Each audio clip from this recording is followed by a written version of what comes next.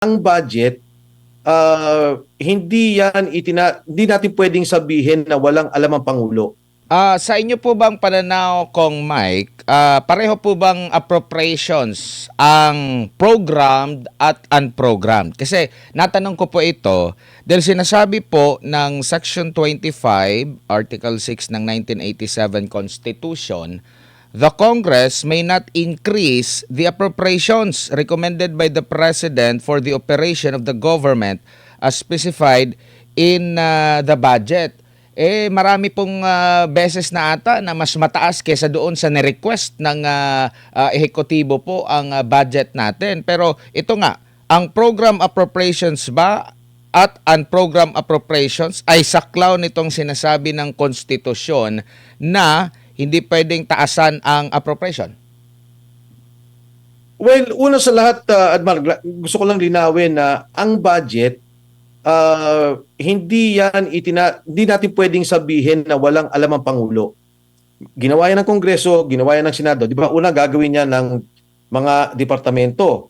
Pag ginawa ng mga departamento kung ano yung mga pangunahing pangailangan o pangunahing proyekto na kailangan, isusumitin nila ito sa Department of Budget and Management. Doon naman sa DBM, magkakaroon din sila ng mga batayan. Supposedly, titingnan nila yung mga prioridad na kailangan ng ating bansa pangkabuuan at kaya nagkakaroon ng mga pagtatanggal ng ibang budget ng ibang mga departamento. Pag sinumitin ito kay Presidente, ang Pangulo naman, ibibigay ito sa Kongreso. Pagkatapos ng SONA, isusumitin niya na ito, magkakaroon na ng pagdinig tungkol dyan, magkakaroon ng mga debate at diskusyon.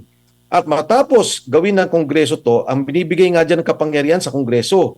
Dahil hindi lamang sa Pilipinas, maging sinimulan to sa Estados Unidos, na sinasabi yung mga distrito, sila yung may karapatan, no? Yung mga kinatawan ng mga distrito na ayusin yung budget na magkaroon ng malinaw na makikita nila ano ba yung pangangailangan ng distrito nila at yung pangkalahatang pangangailangan ng bansa.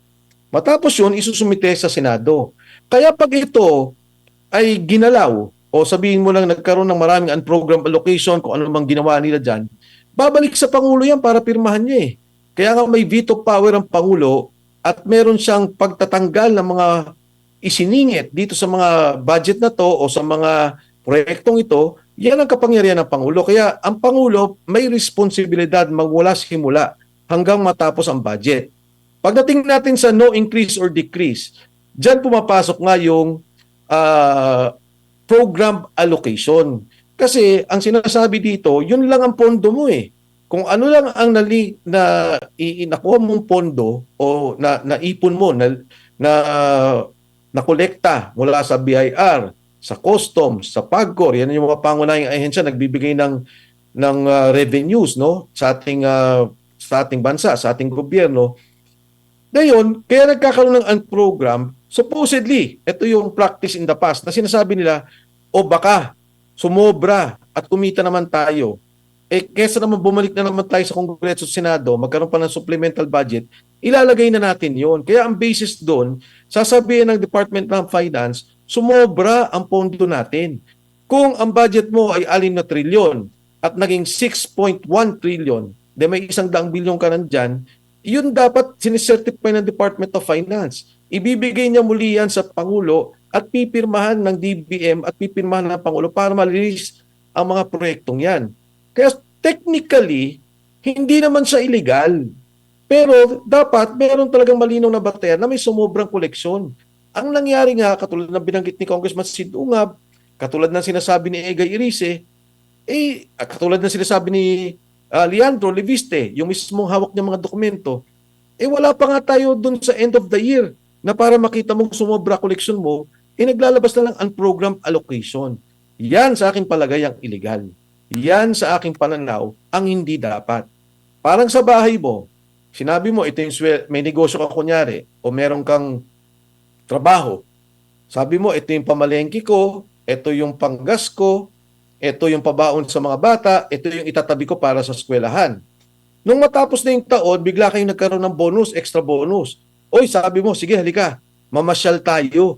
Pwede tayong mag-out of town kasi may extra akong kita. Dito hindi eh.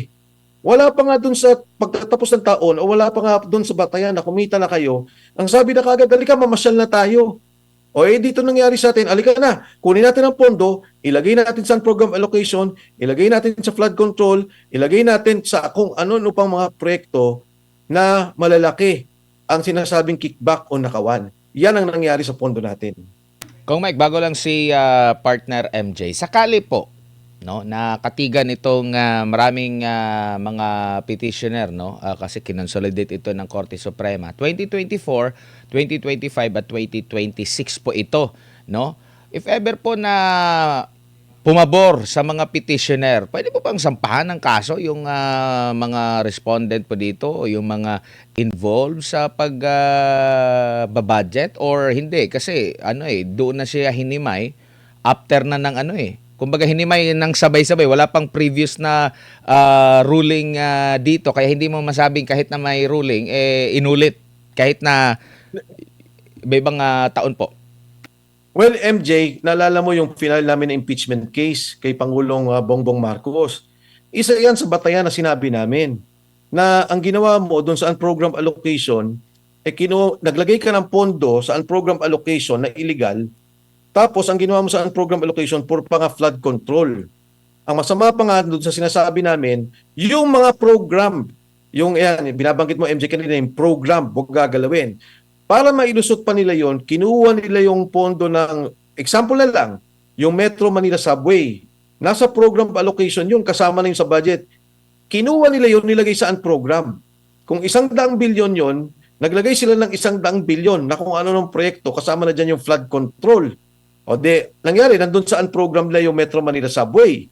Ngayon, yan ang binabanggit namin na kaso laban kay Pangulo, na may culpable violation ng Constitution doon sa ginawa at syempre binabanggit nga namin na yung buong skema lang to ay graft and corruption, plunder to the effect na meron kang pagnanakaw. Yun yung violation na binabanggit namin na final kay Pangulong Bongbong Marcos. Ngayon, ang tanong ay yung mga kawani ng gobyerno na hindi naman impeachment katulad ng Secretary of DBM, Secretary of Finance.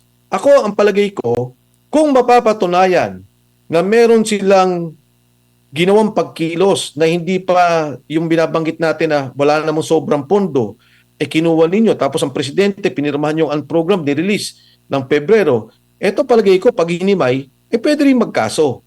Pero syempre, iniiwan ko na yan sa mga nag-file doon sa Korte Suprema tungkol dyan sa mismong budget na muna. Yan muna tingnan natin. At kung may nakikita tayo later on based on the decision of the Supreme Court, magpa-file tayo ng aktual na kaso. Tingnan natin. Pero palagay ko kahit nasabihin na hindi, natapos na, hindi naman alam, hindi naman conscious, hindi Kasi malinaw yung mga prinsipyo ng batas lang yan na tungkol doon sa program allocation. At kung meron talagang deliberate o merong sadya na ginawa para yung pondo ilipat-lipat at gulin yung pondo ng ating bansa, malaking krimen para sa akin yan Di ba? Alam mo, MJ, kung minsan kung titingnan natin, yung tao nagnakaw ng pondo, ganito, pero assuming nagnakaw ng pera, pero itong pagnanakaw mo sa pondo ng bayan, ang laki ng epekto nito sa buhay ng bawat isa. Ang laki ng epekto nito sa sitwasyon ng bawat Pilipino. Yung kinuha mo yung PhilHealth Fund, hindi ka nga nagpondo na nga sa PhilHealth Fund, tapos yung pondo pa na nandun, kinuha mo para ilagay mo sa program budget o sa kabuang pondo ng gobyerno at nakikita natin ginagamit sa flood control o ginagamit natin sa kung ano-ano pang proyekto na malalaki kickback, mas malaking kasalanan yan Hindi lamang namamatay ang mga tao doon sa pagbabaha na nakita natin. Kung hindi ngayon na may krisis tayo, paano ngayon yung problema ng pagtaas ng presyo? May connection yan sa pondo nating nakaraan. Paano ngayon yung mga problema natin na gusto nating awatin ang pagtaas ng presyo ng langis? May connection yan sa nangyaring mga nakaraan. Kung may pondo lang tayo ngayon, let's just assume for example, yung irrigation project, hindi pa natin yan nakikita, pero ako, malaki palagay ko, malaki din ang kalokohan dyan.